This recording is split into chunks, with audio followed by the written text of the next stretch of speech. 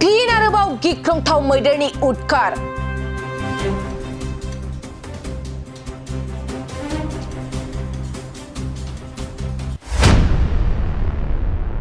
मैदेरनि गाग्लोबनायावनो सासे सुबुंनि जिउ खहा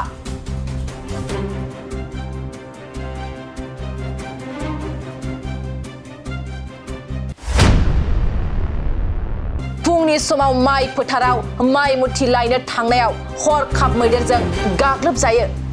नंगौ बाक्सा जिल्लानि बांग्रिंकुसियाव मैदेरनि गाग्लोबनायाव सासे सुबुंनि जिउ खहा जायो बाक्सा जिल्लानि भारत भुटान सिमना ओनसोल बाथाबारि हाग्रा मावख'नि सिङाव थानाय बांग्रिंकुसि दुर्गापुर गामिनि 46 बोसोर बैसोनि नलेन बर' मुंनि सासे सुबुंखौ दिनै फुंनि 5:30 रिंगायाव हाग्रानि मैदेरा हरखाब गाग्लोबनानै जिउ खहा खालामलाङो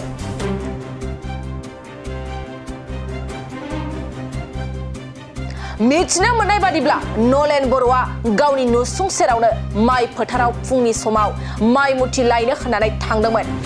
बे समावनो हाग्रानि मैदेरा हरखाब गाग्लोबफैनानै 46 बोसोर बैसोनि नलेन बर'खौ जिउ फोजोबलाङो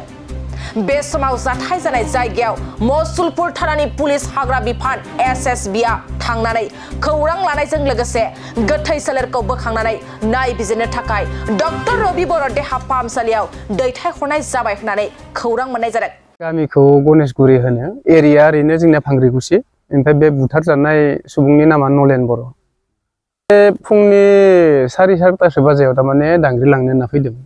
दांग्रि एसे दङ बेखौ रोगाथारनो होननानै फैदोंमोन नै फुङाव हालेवगौमोन आरो रोगाखांनानै थिग बेफोरबायदि समाव मैदेरा हाबना दंफैयोमोन बेखौ थाल गैयामोन बोधय ओमफ्राय होसोबोनानै बेखौ गाख्रुबलांबाय आरो बुथारलांबाय 46 बा 45 ओरैहाय जानांगौ अनुमान आंनि अनुमानाव आबादजोंनो बे आबाद मावनानै थायो आबाद मावनानैनो गथ'फोरखौ फरायबाय थादों गथ' 3 दङ फिसाजो 2 फिसाला 1 न'खरनि अबस्थाया गथे माने बिदिनो आरो आंखाल अभाबा बारा बेनिखायनो बायदिसिना खेथि मावनांगौ जायो हाथुर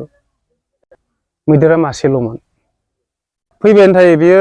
थांनाय बारावबो बुथारलांदो सासे हिनजाव मानसि ओमफ्राय नै बे बारावबो बे टाइमावनो बुथारबावबाय बे अख्रा खाथार बे मैदेरा न' बां सेफायो ओइ गामि गामि हाबहैयो न'खर न'खर दांग्रि जाबना दोननायफोरखौ जाहोयो बेफोरबायदि अयनाय खालामगासिनो दं आरो उपद्रब जाथाया मथा-मथि 4:30 बाजि जानो फुङाव टाइमखौ रावबो हथिक होनो हायाखै थेवबाबो एकदम सोरांनाय लोगो लोगो नालाय 4:30 बाजि जादों एकदम खोमसिरोमनो उथिदोबो दांग्रिखौ लांनानै हालेवगौमोन तारमाने बेयावनो इदि जाहैबाय आरो घटनाया सरकारनिसिम आं बेखौनो खावलायो जे जिखिनि हाथि हाबफैयो बेफोरखौ बिथांमोना बे होबथानायनि बेबस्थाखौ लाथो आरो दा बे नलेन बर'खौ जितु बुथारलांबाय बेखौ पस्टमर्टम खालामनानै सरकार लेभेलनिफ्राय माबाफोर न'खराव एसे अनुदान हरथोसो बेखौ जों रायजोफालनिफ्राय आखा खालामो आरो फैदो जोंनाव दा मेजिस्ट्रेट मोनफैथ'वाखैनो बिथाङा मोनफैबा जों बोखांना हरसिगोन तारमाने पस्टमर्टमनि थाखाय আজি ৰাতিপুৱা প্ৰায় 5টা মান বজাত তেওঁ ধান খেতি চপাবলৈ গৈ আছিল হঠাৎ পিছফালৰ পৰা হাতী আহি সি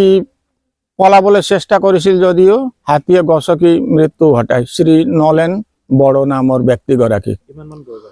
তেওঁৰ 46 বছৰ হয় এই গাঁওখনৰ নাম হ'ল ভাংগ্ৰিকুচি দুৰ্গাপুৰ যোৱা বছৰো এটা মহিলা মানুহজনীক হাতীয়ে গছকি মৃত্যু ঘটাইছিল মানে তেখেতসকলৰ লগত নিৰন্তৰ যোগাযোগ কৰি থকা হৈছে আৰু তেখেতসকলেও মাজে সময়ে বিভিন্ন জায়গাত পেট্ৰলিং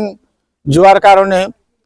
হয়তো গোটেইখিনি এৰিয়া কাভাৰেজ কৰিব নোৱাৰে ইয়াৰ পৰা তামুলপুৰলৈকে তেখেতসকলে যায় মই কেতিয়াবা কওঁ আমাৰ ফালেও হাতীৰ উপদ্ৰৱ হৈ আছে আপোনালোকৰ মানুহবিলাক পঠাব লাগে বুলি কওঁতে ছাৰে ৰেঞ্জাৰ ছাৰে মোক তেনেধৰণে দিয়ে আমাৰ মানুহবিলাক খুব কম থকাৰ কাৰণে ষ্টাফবিলাক কম থকাৰ কাৰণে বিভিন্ন জায়গাত যোৱাৰ কাৰণে তেওঁলোকে কৰিছে আৰু আজিও এইখিনি গাঁৱত আমি সুৰক্ষাৰ কাৰণে মই ৰেঞ্জাৰ ছাৰ আহিলে মই তেখেতক এই বিষয়ে অৱগত কৰাম